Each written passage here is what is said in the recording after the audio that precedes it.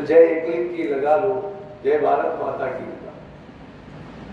राजस्थान महिला परिषद के प्रांगण में आज हमारे बीच में पधारे मुख्य अतिथि उदयपुर जिला विधिक प्राधिकरण के सचिव एडीजे परम सम्मानीय कुलदीप जी शर्मा साहब, आज के कार्यक्रम की अध्यक्षता कर रहे हमारे संस्थान की अध्यक्षा परम आदरणीय चंद्रकांता जी त्रिवेदी, विद्यालय के सभी स्टाफ, बच्चों, आप सबको बताते हुए हर्ष है कि आज हमारे बीच में कुलदीप जी शर्मा साहब पधारे, जो विधिक सेवा प्राधिकरण के सचिव है और आपके पास असीमित अधिकार है।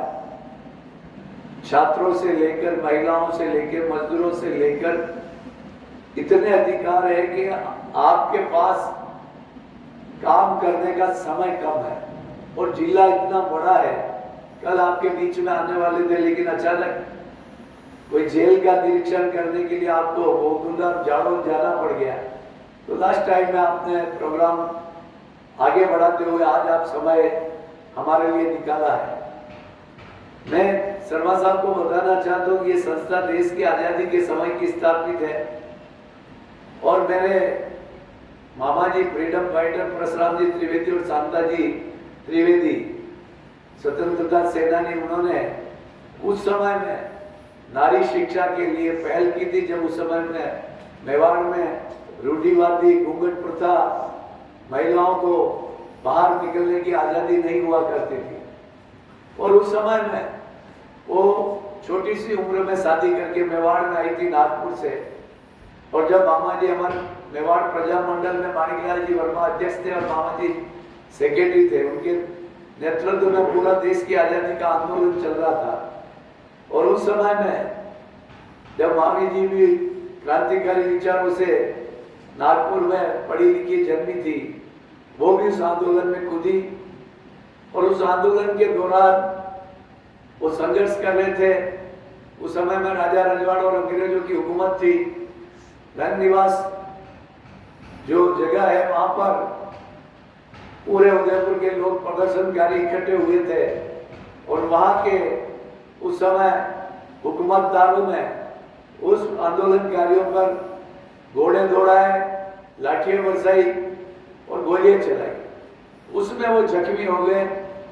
मामा जी के भी गोली लगी थी। जो शांति आनंदी की जो समाधि है दिल्ली गेट में, उसमें गोली लगी थी मामा जी की भी।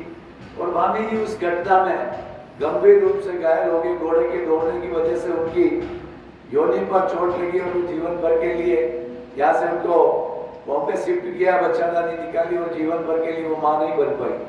लेकिन उन्होंने एक संकल्प लिया कि अगर मेरी कोख से अगर बच्चे पैदा होते तो एक दो हो जाते, मैं ऐसे गरीबों की बच्चियों को लाकर पाल पोस कर बड़ा करके उनको इस राष्ट्र की मुख्य धारा में जोड़ूंगी और उनको आगे बढ़ाऊंगी। और ये उस समय से संकल्प से ये संस्था उस समय से चल रही है।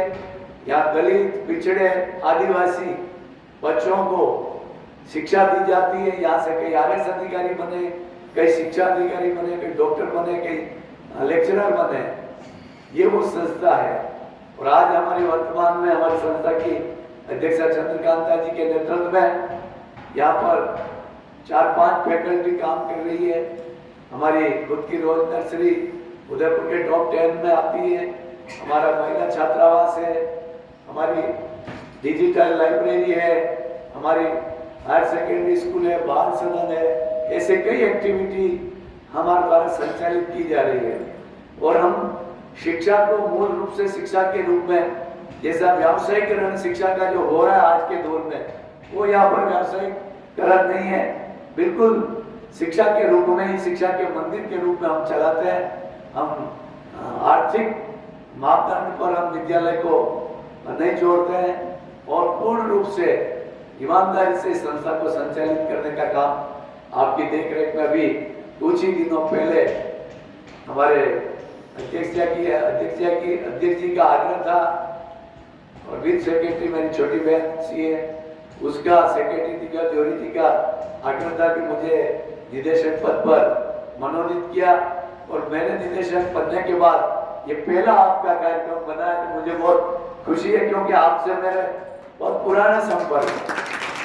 आपने जितने ही पिछले समय में मंत्री था, उस समय में राजस्थान के हर वार्ड में मजदूरों के कैंप लगवाए थे हमने, हमारे ट्रस्ट के मार्फत। उसमें हर कैंप में आप पधारे और मजदूरों के लिए समय दिया। ये आपकी महानता है कि आप इतना व्यस्त में समय में भी उदयपुर के सभी 50 वार्डों में आपने आके मजदूरों के बीच में समय देके उनके कार्ड आपके हाथों से वितरित किए। तो मैं इस संस्था में आपके आने पर बहुत प्रफुल्लित हूँ, बहुत गौरवान्वित हूँ, और मैं आपका दिल की गहराइयों से स्वागत करते हुए ये अवसर मुझे आपने दिया अपना समझकर, उससे मैं बहुत बहुत आपको धन्यवाद देता हूँ। आप बच्चों, आप साहब से जो भी पूछना चाहे, आपसे सवाल जवाब हो, आपकी कोई जिज्ञासा हो, आप पूछ सकते हैं। साहब के पास अथाह नॉलेज भंडार है, आपके पास वो व्यापक क्षेत्र है, इसलिए आपकी जिज्ञासाओं को भी वो शांत करेंगे। मैं इन 2 पंक्तियों से अपनी वाणी को विराम दूंगा। इतनी सी बात हवाओं को बताए रखना, रोशनी होगी चिरागों को जलाए रखना, लहू देकर हिफाजत किए शहीदों ने इस देश, इस माटी और इस संस्था का गौरव सदैव बनाए रखना। जय हिंद, जय भारत।